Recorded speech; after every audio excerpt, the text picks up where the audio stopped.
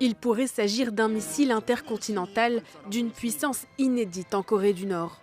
L'arme a été présentée lors des célébrations du 75e anniversaire du parti au pouvoir. Si des forces portent atteinte à notre sécurité nationale et essaient d'avoir recours à la force militaire, je déploierai notre puissance pour les punir. Un discours belliqueux et une démonstration de force. Pour de nombreux analystes, ce missile est l'un des plus performants au monde et capable de transporter des têtes nucléaires.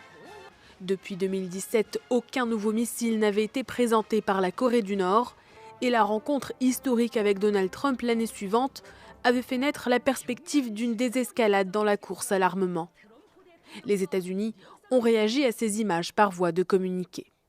Il est décevant que la Corée du Nord continue de faire passer son programme nucléaire et balistique, pourtant interdit, avant un meilleur avenir pour le peuple nord-coréen.